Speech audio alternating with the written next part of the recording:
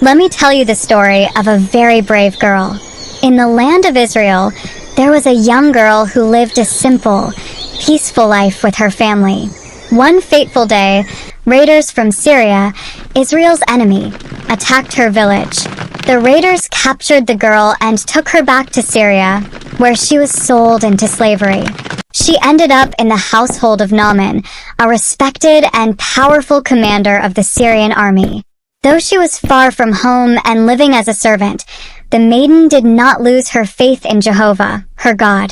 Despite her situation, she served Naaman's wife with humility and kindness, winning her favor.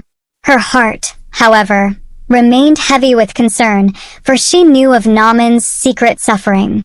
Naaman was a great man in the eyes of the Syrian king, for he had led the army to many victories.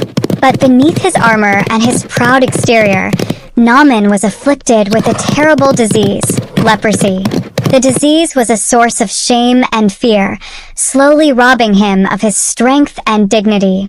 Despite his power and wealth, no healer in Syria could cure him. The young maiden saw her master's suffering, and although he was the enemy of her people, her heart was moved with compassion. She remembered the great Prophet Elisha in Israel, who had performed many miracles by the power of Jehovah, the God of Israel. Gathering her courage, she spoke to Naaman's wife. The maiden said to her mistress, "If only my master would see the prophet who is in Samaria, he would cure him of his leprosy."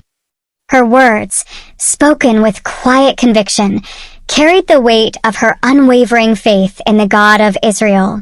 Naaman's wife listened to the girl's words and was filled with hope. She told Naaman, who was desperate for a cure, and he decided to act on the maiden's suggestion. With the king's blessing, Naaman set out for Israel, bringing with him gifts of silver, gold, and fine garments. Naaman eventually arrived at the house of Elisha. Expecting a grand gesture, Naaman was surprised when Elisha did not even come out to greet him.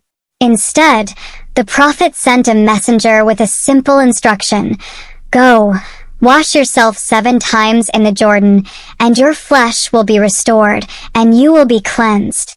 At first, Naaman was insulted and angry. The Jordan River was not as mighty or grand as the rivers of Syria, but his servants urged him to obey the prophet's command.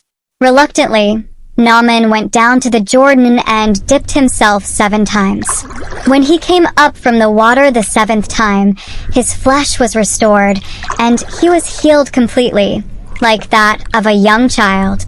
Overwhelmed with gratitude, Naaman returned to Elisha, declaring, "Now I know that there is no God in all the world except in Israel." He offered Elisha gifts, but the prophet refused them, knowing that the glory belonged to God alone.